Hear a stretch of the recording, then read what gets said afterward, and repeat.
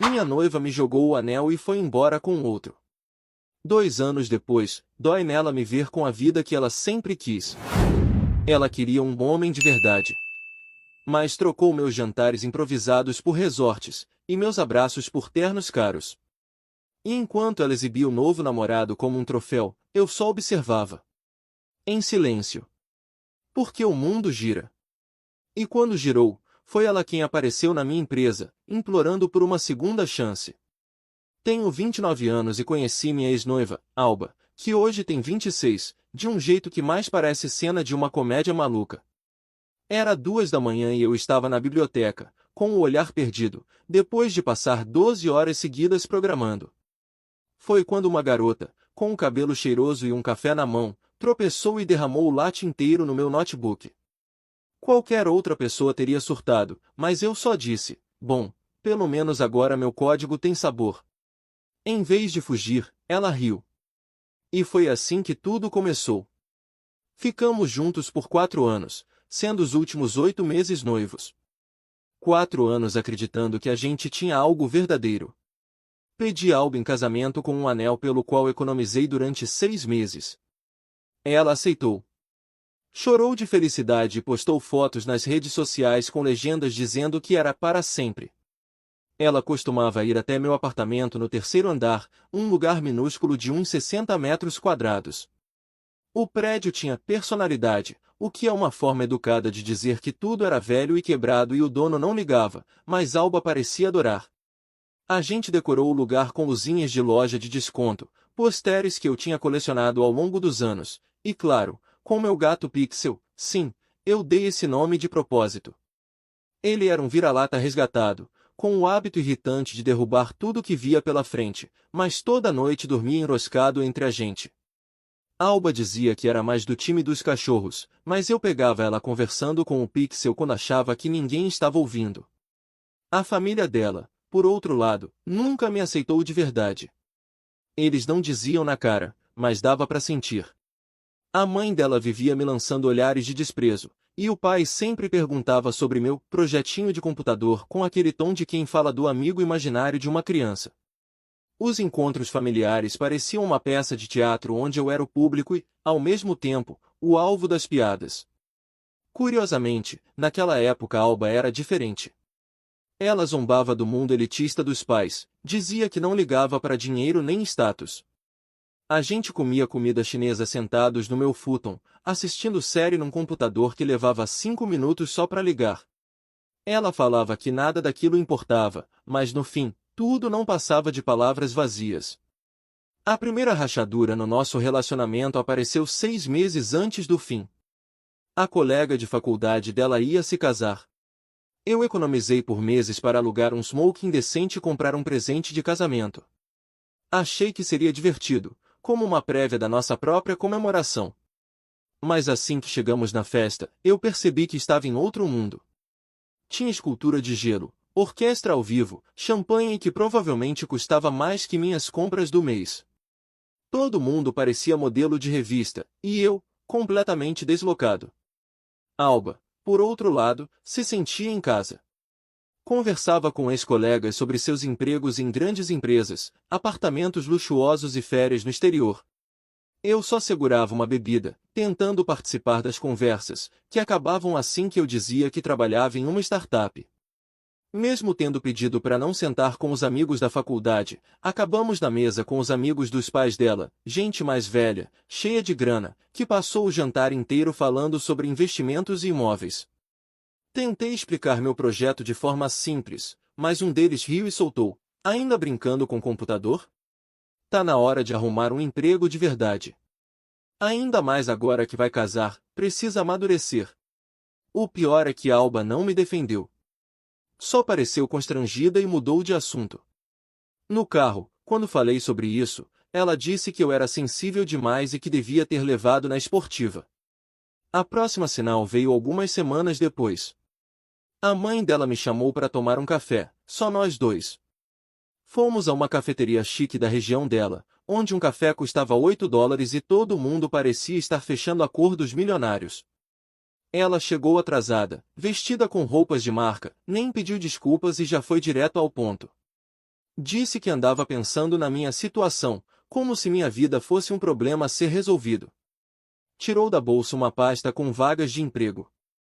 Eram cargos administrativos em bancos e seguradoras, empregos que sinceramente matariam qualquer paixão que eu tivesse. São carreiras de verdade, ela disse, deslizando os papéis até mim, com benefícios, plano de aposentadoria e estabilidade.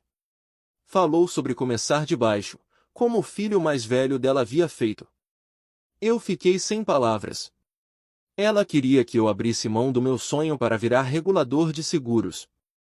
Me olhava como se eu fosse uma criança teimosa que se recusa a comer legumes. Você precisa ser realista. A Alba precisa de segurança, não de devaneios. A conversa descambou rapidamente. Frases como quando você amadurecer e ela precisa de um provedor, não de um sonhador, me fizeram sentir um lixo. O pior é que quando contei tudo para Alba, ela não ficou brava nem surpresa. Só disse, ela faz isso pro seu bem. Você não pode pelo menos olhar essas vagas como plano B. Naquele momento, eu soube que tudo já estava contaminado. O começo do fim foi num jantar que ela descreveu como algo informal, só com a família. Ela me pediu para levar um blazer. Quando cheguei na casa dela, quer dizer, na mansão da família, percebi que aquilo não tinha nada de íntimo. A entrada estava tomada por carros de luxo. Meu velho Honda Civic, com o para-choque amassado e a luz do motor acesa há anos, parecia uma piada no meio daquela cena. E não era só a família. O pai dela havia convidado os sócios e os filhos deles, caras que pareciam saídos de um comercial do LinkedIn. Educados nas melhores universidades, com estágios em grandes empresas, filhos de gente que joga golfe com políticos. O tipo de pessoa que usa o verbo veranear com naturalidade. As conversas pareciam ensaiadas, investimentos, férias na Europa, imóveis. E eu ali, lembrando que minha última conquista tinha sido comprar um cereal de marca famosa, em vez da versão genérica. Foi então que começaram as perguntas direcionadas. Tudo parecia orquestrado, com a precisão de um cirurgião. E ainda está com aquele projetinho de tecnologia? Perguntou o pai da Alba com um sorriso cheio de desdém. É uma startup, corrigi, tentando não soar na defensiva. Ainda estamos no início, mas avançando com firmeza. Não mencionei que nossa última reunião com investidores tinha sido um desastre. Nem que meu sócio, Julian, e eu estávamos há semanas trabalhando mais de 80 horas por semana tentando resolver uma falha que fazia o protótipo travar sempre que alguém subia um arquivo maior que 50 megas. Tecnicamente, o projeto era uma bomba relógio. Financeiramente, a gente estava no limite. Um dos amigos do pai dela, aquele tipo bronzeado, com um sorriso perfeito, mesmo em pleno fevereiro, soltou uma risadinha, como se eu tivesse acabado de dizer que a Terra era plana. Tecnologia é tão instável hoje em dia. Você tem certeza de que vale a pena? Talvez não fosse ruim considerar um plano B. A condescendência escorria como manteiga derretida. Mas o que mais me machucou foi o silêncio de Alba. Em outras épocas, ela teria entrado na conversa, falado sobre como eu era apaixonado pelo que fazia, como acreditava no que estávamos construindo. Mas, dessa vez, não disse uma palavra. E foi aí que ele apareceu. A mãe dela o apresentou como se estivesse trazendo um enviado dos céus.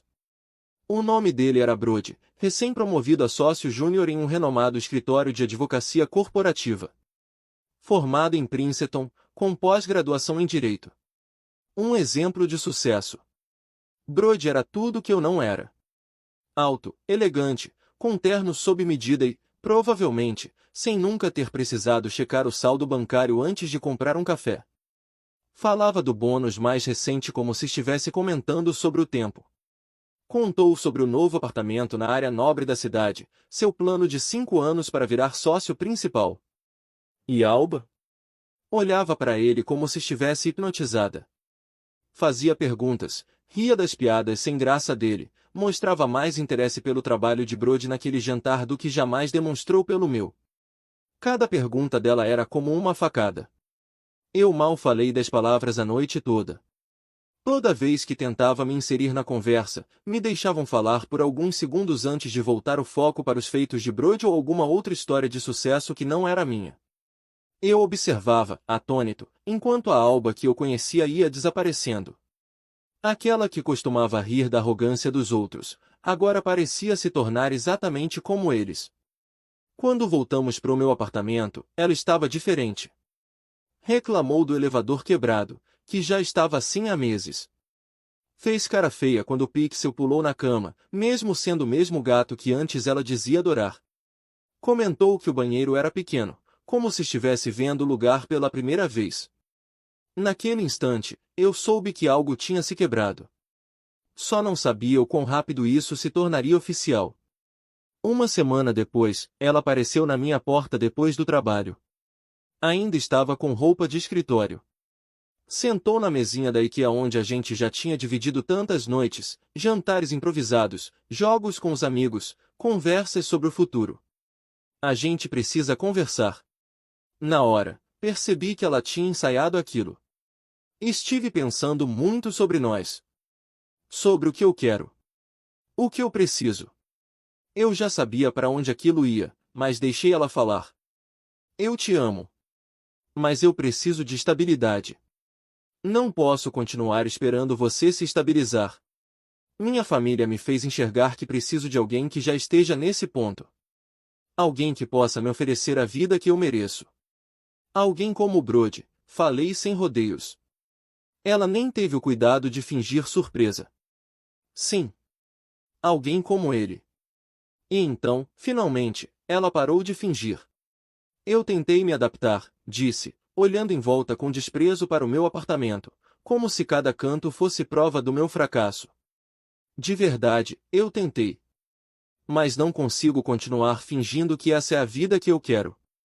Morar num prédio caindo aos pedaços, preocupada com dinheiro, namorar alguém que não pode nem me levar para jantar num lugar decente.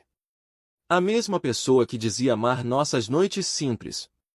Que jurava que o material não importava. Você tem 29 anos e ainda brinca com o computador como se tivesse 19. Brody tem um apartamento no centro, me leva em restaurantes onde os garçons sabem o nome dele. Ele não precisa economizar por meses para comprar um anel decente. Essa frase foi como um golpe. Eu tinha trabalhado em turnos dobrados por 6 meses para conseguir comprar aquele anel. Não era luxuoso, mas era verdadeiro. E eu tinha orgulho dele.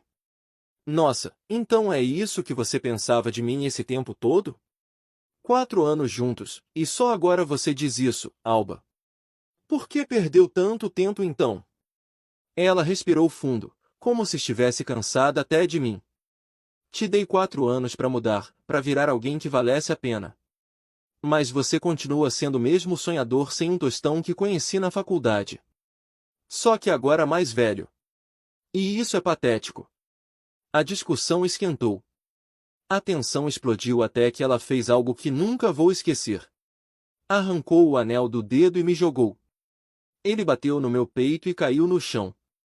Toma teu anel barato. Falou com desprezo. O Brody já está falando em me dar um de verdade. Da Tiffany's. Não essa porcaria de liquidação.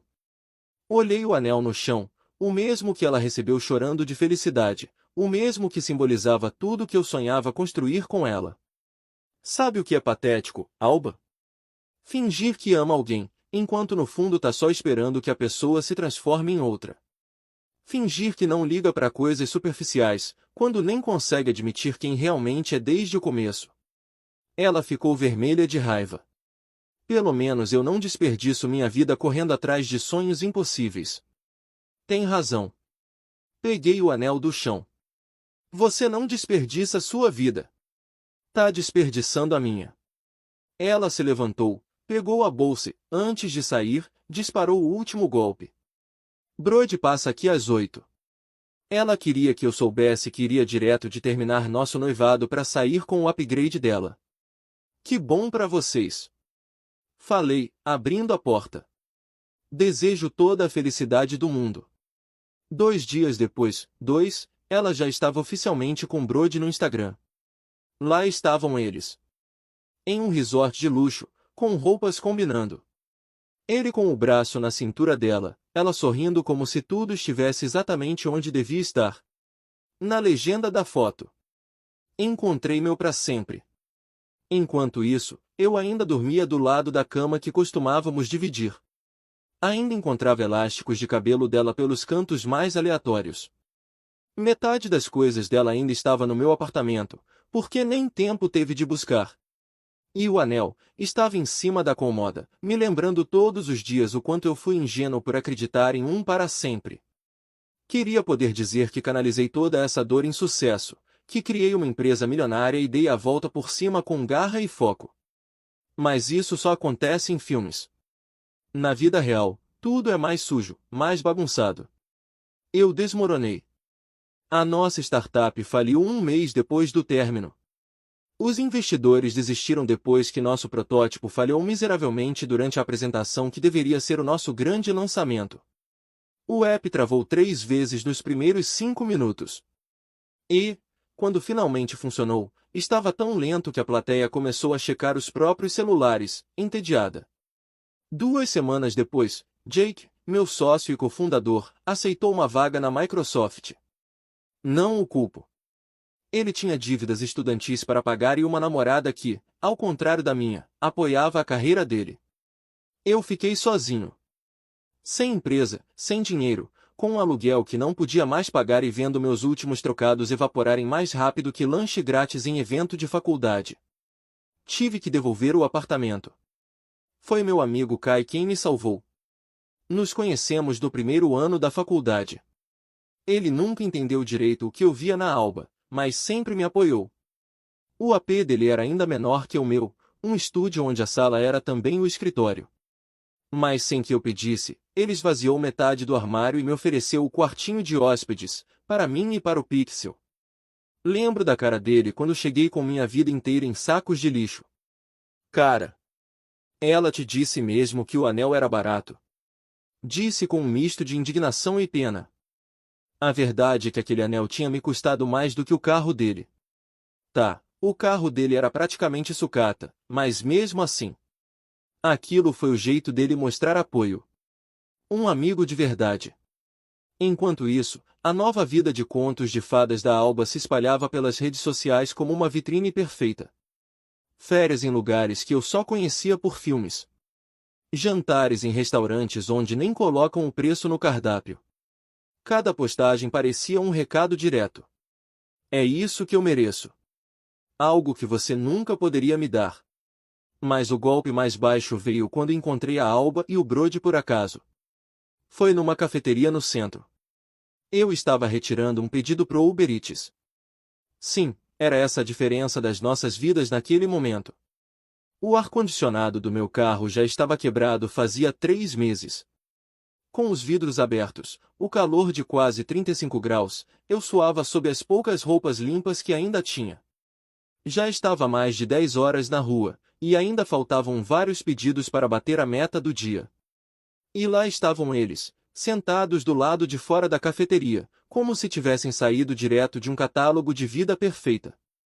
Alba estava com um corte de cabelo novo, daqueles que parecem despretensiosos, mas que a gente sabe que custam uma fortuna e levam horas no salão. Brody usava óculos de sol que, provavelmente, valiam mais do que todas as minhas roupas juntas. Riam, davam as mãos, pareciam um casal de comercial. Brody me viu primeiro. Olha só quem ainda tá entregando comida, disse em alto e bom som, com um sorriso venenoso, alto o suficiente para todo mundo ouvir. Aquilo não foi acaso. Ele estava se divertindo em me humilhar. Alba levantou os olhos e me viu ali, parado, com minha camiseta amassada do Uber Eats e uma sacola de comida que, ironicamente, custava mais do que eu havia gastado a semana inteira. Por um instante, juro que vi algo no rosto dela, dúvida, talvez arrependimento. Não sei. Mas logo ela sorriu. Aquele sorriso condescendente me sufocou. Não disse nada. Peguei a sacola e virei as costas. Quando já estava me afastando, ouvi a voz do Brody. Acho que escapamos de uma boa. E, logo em seguida, a risada da Alba. Aquele instante me quebrou por dentro. O calor sufocante, o suor grudado na pele, as risadas de quem um dia foi meu mundo. Aquela foi a última vez que permiti que me tratassem como um fracassado. Naquela noite, voltei pro apartamento do Kai, deletei todas as minhas redes sociais e contei a ele o que tinha acontecido. A resposta dele? Esse cara tem cara de quem acha que maionese é picante. E então completou, rindo. Tá na hora de você mostrar para eles como funciona o mundo real. Foi aí que começou minha transformação. Cortei tudo que me puxava para baixo, redes sociais, distrações, autocomiseração e gente tóxica. Entrei em modo de reconstrução total, como se minha vida dependesse disso. Dormir virou luxo. 4 horas por noite, se muito. Durante o dia, fazia entregas. À noite, trabalhava repondo estoque em um supermercado. E cada segundo livre era dedicado a reconstruir minha startup do zero. Mas dessa vez, com inteligência. Chega de pitch vazio, de ideia mal cozida para atrair investidores. Aprendi a trabalhar com o que eu tinha. A construir algo real antes de pedir dinheiro para alguém. Também aprendi a não confiar em qualquer um.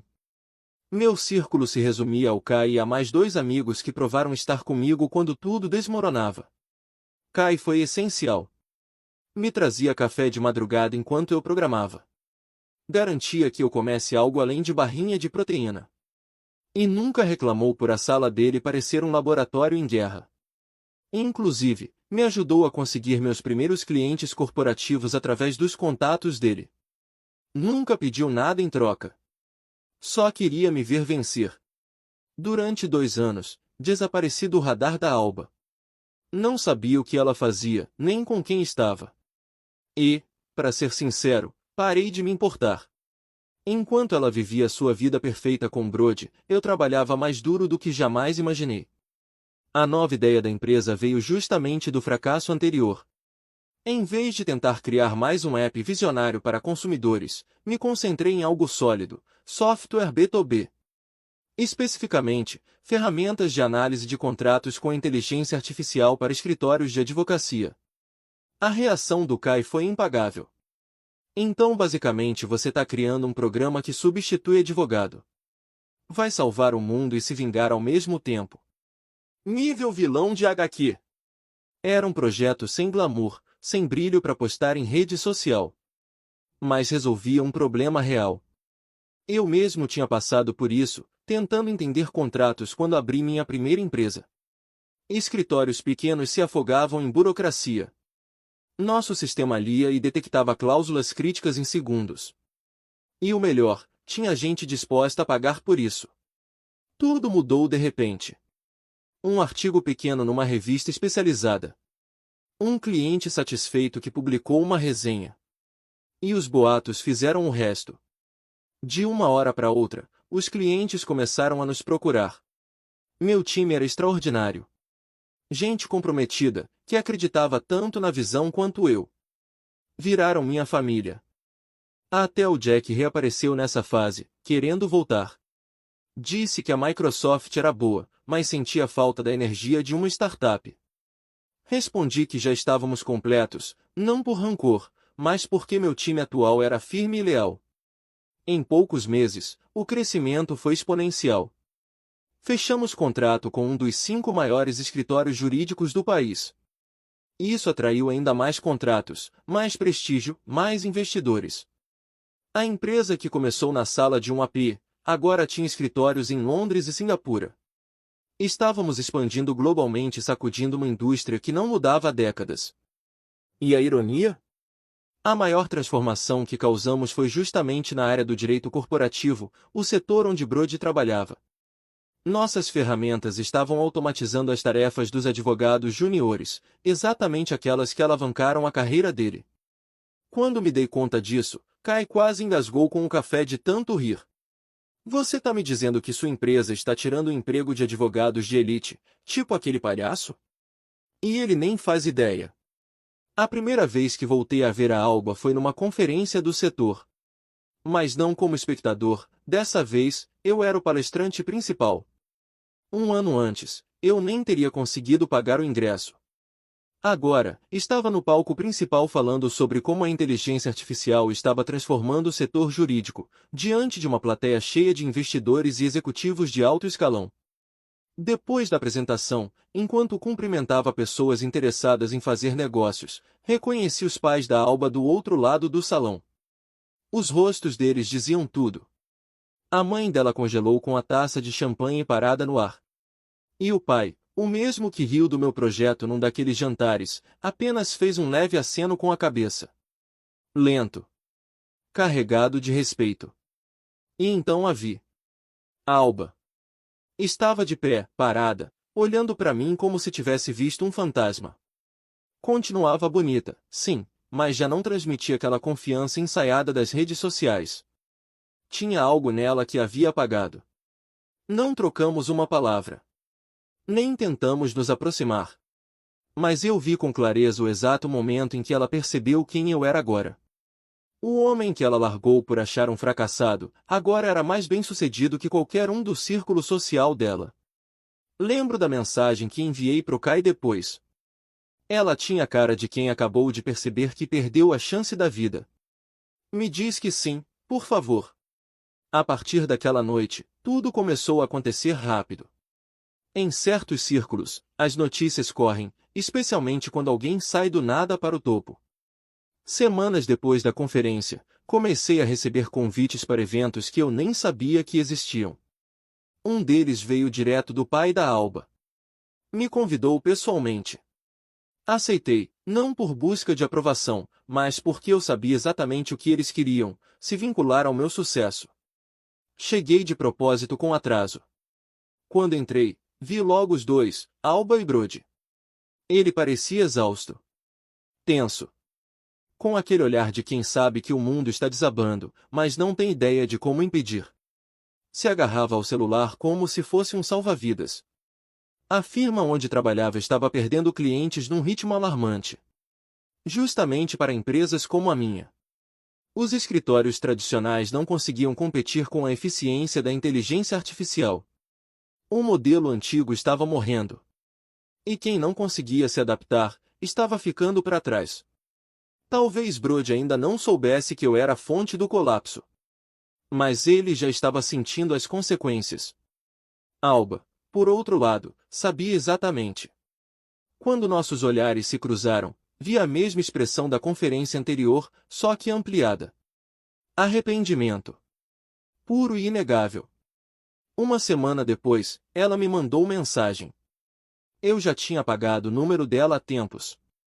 Mas o texto chegou mesmo assim. Oi, faz tempo. Queria saber se a gente poderia conversar. Só conversar. Não respondi. Então ela fez algo ainda mais desesperado. Apareceu no meu escritório. Era tarde. A equipe já tinha ido embora. Eu estava terminando de responder alguns e-mails quando o segurança me ligou, dizendo que uma mulher estava pedindo para me ver. Nem precisou de escrever. Fiquei entre mandar escoltarem ela para fora, ou deixar subir.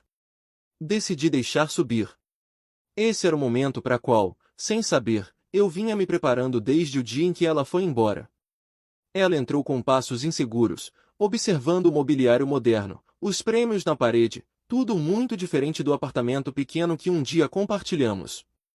A segurança que ela costumava exalar tinha sumido. No lugar, havia uma tensão nervosa que eu nunca tinha visto nela. Oi? Disse com um sorriso triste. Faz tempo. Me recostei na cadeira, cruzei os braços e não respondi. Só observei enquanto ela se mexia desconfortável na frente da minha mesa. Respirou fundo. Eu errei em tudo. Escutei minha família e destruí o que a gente tinha. Mordeu o lábio, esperando minha reação. Você sente falta? Ela perguntou. Sente falta do que éramos? Concordei levemente com a cabeça, como se ponderasse, e então perguntei. Você sente minha falta? Ou sente falta do que eu sou agora? Ela concordou com uma fagulha de esperança nos olhos. Eu sei que te magoei. Mas talvez, a gente pudesse tentar de novo. Fiquei em silêncio por alguns segundos. E então soltei uma risada. Não sarcástica. Nem amarga. Foi apenas engraçado. Recomeçar. Repetir. O nosso relacionamento terminou no dia em que você decidiu que eles valiam mais do que eu. Ela desviou o olhar. Machucada. Você não me quis quando eu não tinha nada. Não confiou em mim quando mais precisei. Foi embora com alguém mais rico e me chamou de fracassado. Mas agora que tudo mudou, agora você quer voltar. Cada palavra parecia atingir como uma facada. Me levantei devagar, abotoando o paletó com calma. Alba, eu não penso mais em você. Não sinto sua falta. E, te garanto, não preciso de você. Nesse exato momento, a porta do meu escritório se abriu. Era Chloe, minha namorada. Uma designer de produto brilhante, que conheci numa conferência, quando minha empresa ainda funcionava no apartamento do Kai. Uma mulher inteligente, forte, linda e completamente o oposto da imagem superficial da Alba. Ela ficou pálida. Virei-me para Chloe e sorri com carinho. Depois, olhei de volta para Alba. Encontrei alguém que está no meu nível. Acontece que não era você. Acompanhei Alba até o elevador e observei as portas se fecharem. Não senti euforia, nem vingança. Só paz. A tranquilidade de ter encerrado um capítulo que já devia ter sido fechado anos atrás. Mas aquilo não foi o fim, foi só o primeiro movimento de uma partida muito maior. Algumas semanas depois, começaram a circular os rumores. O escritório de Brody estava à beira do colapso. Nosso sistema, baseado em inteligência artificial, estava substituindo serviços jurídicos tradicionais numa velocidade assustadora. Éramos mais rápidos, mais baratos e mais eficientes. Fazíamos em minutos o que eles cobravam por horas. Os sócios antigos estavam perdendo o controle. E ao invés de se adaptarem, tomavam decisões desesperadas, o que só piorava tudo. Soube por contatos do setor que Brody estava à beira de um colapso nervoso. Trabalhando mais de 90 horas por semana, gritando com colegas e tentando desesperadamente segurar os maiores clientes. Como sempre, Kai teve a frase perfeita. Então, o cara que tirava sarro de você por brincar com computadores, agora está sendo destruído por elas. Poético. Os investidores começaram a pular fora. Chamavam o escritório de Brody de dinossauro, incapaz de sobreviver no mercado moderno. E o melhor, ele ainda nem sabia que eu era o responsável por toda essa derrocada. Enquanto Brody desmoronava, os pais da Alba entraram em modo controle de danos. Aqueles mesmos que me trataram por anos como um fracassado indigno da filha, agora estavam tentando reatar contato. A mãe mandava e-mails gentis me parabenizando pelos meus feitos incríveis. O pai falava de mim em entrevistas, chamando-me de um dos empreendedores mais promissores da década. Começaram a me convidar para eventos disfarçados de networking. Não respondi nada, até que o pai dela me ligou pessoalmente. Atendi por pura curiosidade. O tom dele era caloroso, quase paternal. Filho, devíamos conversar sobre negócios, parcerias, deixar o passado para trás, sabe? Deixei ele falar de sinergia, colaboração, futuro em comum, mas eu já sabia onde ele queria chegar. Olha, eu sei que a Alba cometeu um erro, todos sabemos. Mas ela não tem passado por um bom momento.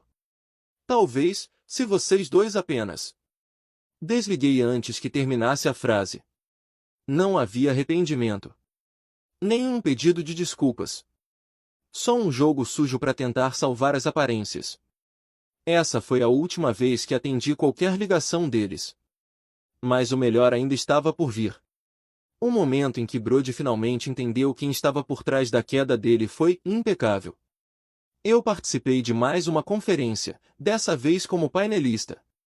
O tema era o futuro da inteligência artificial no setor jurídico. No meio da conversa, o CEO de uma grande firma elogiou minha empresa publicamente. Esses caras estão revolucionando o mercado. Até as firmas tradicionais estão tendo dificuldade para acompanhar. A câmera girou para o público. E lá estava Brody. Rosto pálido. Olhos arregalados. E uma expressão de puro choque e reconhecimento. Naquele instante, ele entendeu que eu não era apenas o ex-namorado fracassado da ex dele. Eu era o homem que estava desmontando sua carreira, peça por peça. Naquela mesma noite, ele teve um surto. Recebi uma mensagem de um conhecido em comum. Mano, o Brody surtou numa reunião de sócios. Você precisa ouvir isso. Durante uma sessão estratégica, um dos sócios citou minha empresa como o maior exemplo de concorrência a ser superada. Brody perdeu o controle. Gritou que eu era só um sortudo, um farsante, que minha empresa ia falir, que o direito tradicional sempre prevaleceria. O problema é que ninguém ali acreditava mais nisso. Todos o olharam como se ele tivesse perdido a sanidade. Foi ali que perceberam. Ele não era mais o futuro. Esse lugar agora era meu. Mas ainda havia uma última jogada. Meses depois, minha empresa estava prestes a concluir sua aquisição mais ousada, um escritório jurídico menor, mas de grande peso e concorrente direto da firma do Brody. Não era só uma transação comercial. Era um checkmate. Depois do fechamento, começamos a captar os maiores clientes da firma dele. Em menos de 6 meses, o escritório de Brody teve que se fundir com outra empresa maior para não desaparecer. Brody passou de sócio júnior a empregado comum. Provavelmente fazendo o mesmo trabalho básico do qual ele tanto se orgulhava de ter fugido anos atrás. O garoto prodígio. O cara que tinha tudo de bandeja. Agora era só mais um, tentando sobreviver numa indústria onde não havia mais lugar para ele. Mas a história ainda não tinha terminado. 3 semanas depois da fusão oficial do escritório dele, Alba apareceu de novo na minha empresa. Só que, dessa vez, era outra pessoa. Não era a mulher confiante e radiante que um dia eu conheci. O que vi diante de mim foi o retrato da pura desesperação. Era uma sexta-feira à tarde, perto das 19 horas. A maioria da equipe já tinha ido curtir o fim de semana, mas eu fiquei para revisar alguns contratos. Foi quando recebi uma ligação do segurança. Ele parecia incerto. Senhor, tem uma mulher aqui. Está um pouco alterada. Diz que precisa muito falar com o senhor. Pode deixar subir, respondi. Já imaginava quem era. Quando as portas do elevador se abriram, quase não a reconheci. Não era mais a mulher elegante e arrumada de antes. O cabelo bagunçado, maquiagem borrada como se tivesse chorado, jeans e um moletom amarrotado. Nunca a vi tão desleixada, nem mesmo nos nossos tempos mais simples. Graças a Deus que você tá aqui, disse, entrando sem nem pedir permissão. Te liguei, te escrevi, por que não me responde? Continuei sentado, calmo. Por que não temos mais nada para conversar, Alba? Temos sim, gritou quase em desespero. Eu terminei com o Brody. Acabou. Ele perdeu tudo e jogou a culpa em mim. Disse que tudo foi por ter te deixado, que eu arruinei nossas vidas. Ela andava de um lado pro outro pela sala, nervosa. Pois é. Que bom pra você, respondi com frieza. Ela parou e me encarou. Você não entende? Agora eu sou livre. A gente pode recomeçar. Estive a um passo de rir. Recomeçar. Cometi um erro, o maior da minha vida. Nunca devia ter te deixado. Você tinha razão o tempo todo. Minha família, Brody, tudo. Mas eu tô aqui agora. E eu escolho você. Ela se aproximou da minha mesa, os olhos cheios de lágrimas. Eu sei que você ainda me ama. O que a gente tinha era real amor de verdade não desaparece. Me levantei com calma. Você tem razão. Amor verdadeiro não desaparece. Mas o que a gente tinha, não era isso. O rosto dela desmoronou. Isso não é verdade. Você me deixou assim que apareceu algo melhor. Isso não é amor. É conveniência. Você me trocou assim que apareceu alguém com mais dinheiro. Me chamou de fracassado. Isso não é amor, Alba. Ela começou a chorar descontroladamente. Por favor, eu te imploro, não me resta mais nada. Nem meus pais falam mais comigo. Só me restou você. Você não é nada minha, respondi sem emoção. Além disso, Estou com outra pessoa. Você precisa seguir em frente. Ela agarrou meu braço como se fosse a última tábua de salvação. Me enganei sobre o anel. Ele era lindo. Eu só estava com medo. Afastei a mão dela com firmeza. Não. Mas ela insistia. Eu mudo. Faço qualquer coisa, trabalho onde for preciso. Só me dá outra chance. Eu te amo, sempre te amei. Não, Alba. Vai embora. Você não entende. Foi só um erro. Um só. Você não pode me punir para sempre. Peguei o telefone e liguei para a segurança. O que você está fazendo? Não chama a segurança. Ela tentou impedir, avançou na mesa, tentou tirar o telefone da minha mão. Não se atreva. Afastei ela com facilidade e finalizei a ligação. Preciso que escoltem uma visitante para fora do escritório. Seu idiota, gritou. Eu te amei. Te dei os melhores anos da minha vida. Tony, o segurança, chegou quase de imediato. Senhorita, preciso que me acompanhe. Você não entende, gritou ela para ele. Depois se virou para mim. Tô te dando tudo. Minha vida inteira. Como é que você pode recusar isso? Fiquei em silêncio, apenas observando. Tony a levou até o elevador enquanto os gritos dela se perdiam pelo corredor. Ela só tá com você por interesse. Quando perceber isso, vai ser tarde.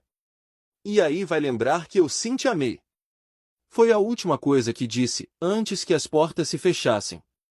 Fiquei ali, de pé, olhando para a tela branca do computador. Não sentia raiva. Nem tristeza. Só uma calma firme. A certeza de que um capítulo cansativo e longo, enfim, tinha sido encerrado. Peguei o celular e mandei uma mensagem pro Kai. Alba apareceu no escritório. Teve um surto. Foi escoltada. Um desastre. Ele respondeu na hora. De novo? O que ela esperava? Um final feliz com violino e fogos de artifício? Sorri. Não porque achei graça. Mas porque, naquela frase, tinha mais verdade do que em toda a conversa que tive com ela. O que ela procurava, já não existia mais. O que eu fui para ela, já não sou mais. E o que ela representou para mim, ficou enterrado muito tempo atrás. A verdadeira vitória nunca foi ver ela cair. Foi me levantar. E continuar de cabeça erguida. Sem nunca mais olhar para trás. Comentário Reddit. Uau, quem diria? Parece que estabilidade não paga terapia quando o castelo de cartas desmorona, né? Mas que bom que ela ainda tem o talento de aparecer na hora errada, como um pop-up indesejado. E você aí, achando que só seu ex é cara de pau. Se curtiu essa aula de arrependimento em tempo real, curte, compartilha e se inscreve, porque tem gente que some da vida. E tem gente que tenta voltar pela recepção.